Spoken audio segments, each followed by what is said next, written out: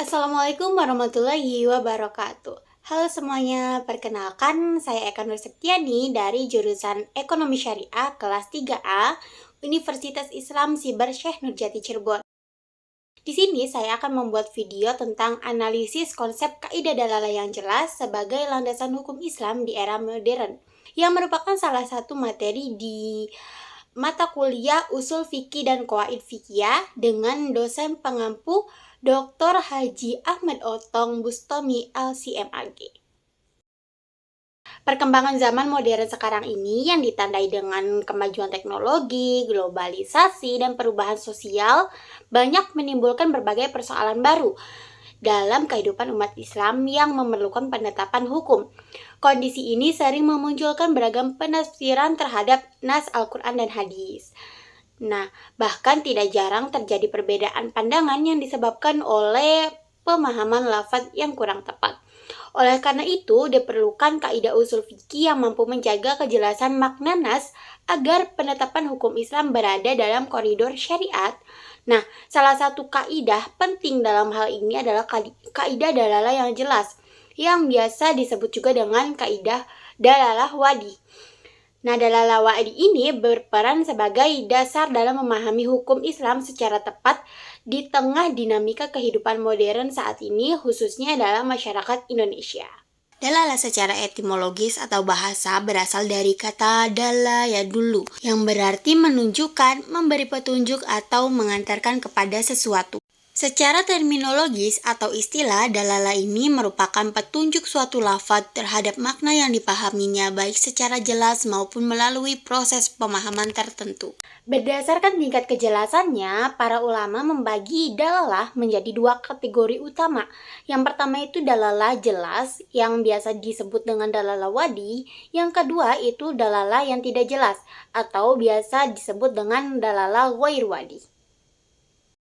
Secara etimologis, dalalah wadi berasal dari dua kata Arab, yaitu dalalah dan juga wadi. Dalalah berarti petunjuk atau penunjukan, sedangkan wadi yang berarti jelas atau terang.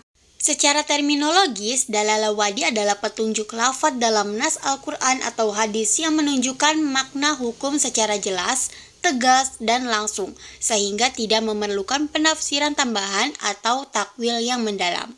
Dalalah wadi memiliki beberapa ciri utama yang membedakannya dari dalalah yang tidak jelas.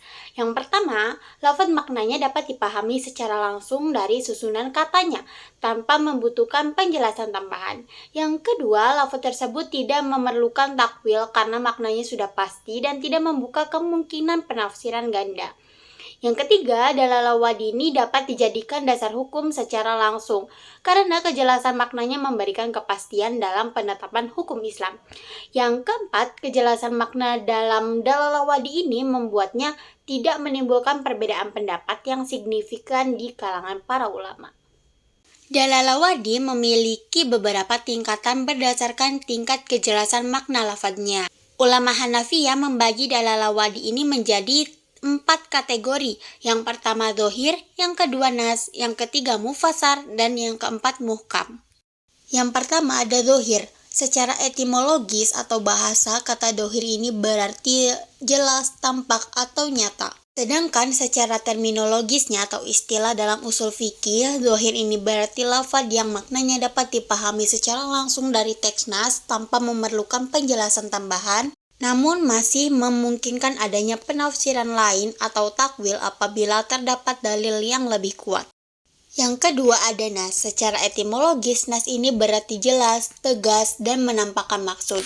Sedangkan secara terminologisnya atau dalam istilah usul fikih, nas adalah lafaz yang menunjukkan makna hukum secara jelas dan tegas sesuai dengan maksud syar'i, serta tidak membuka peluang penafsiran lain yang bertentangan meskipun masih mungkin menerima penjelasan tambahan. Oleh karena itu, nas memiliki tingkat kejelasan makna yang lebih kuat dibandingkan dhohir, karena dhohir sendiri masih memungkinkan adanya penafsiran lain atau takwil, sedangkan nas tidak. Meskipun masih menerima penjelasan tambahan, namun lafadznya lebih jelas dan tegas dibandingkan dhohir.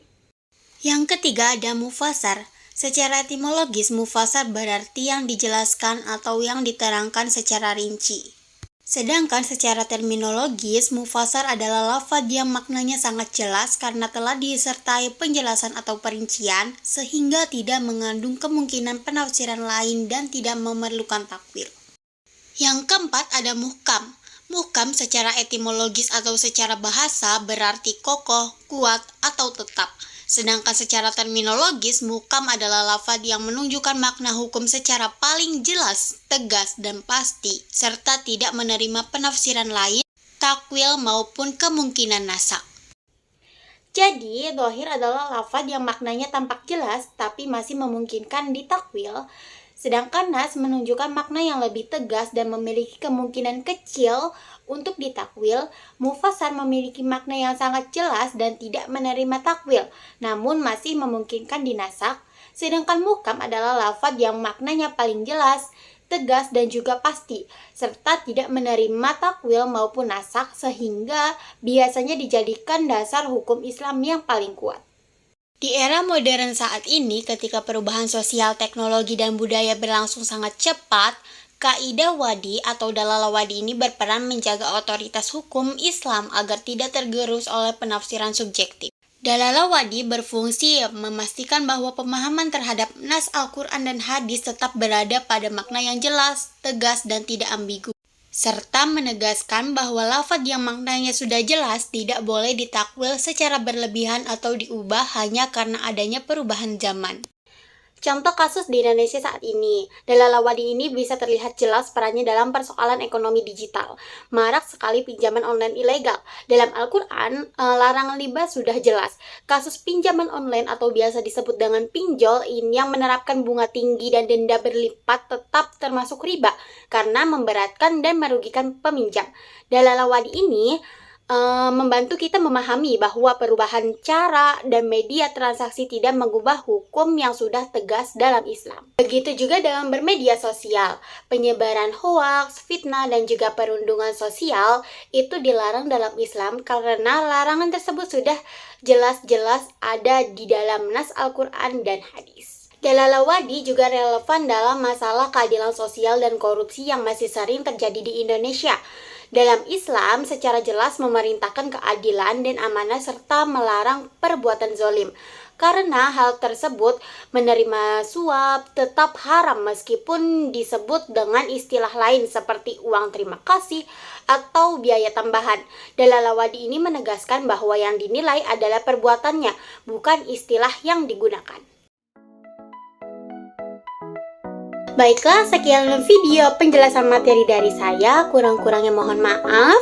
Semoga video yang saya buat bermanfaat untuk kalian semua. Wassalamualaikum warahmatullahi wabarakatuh.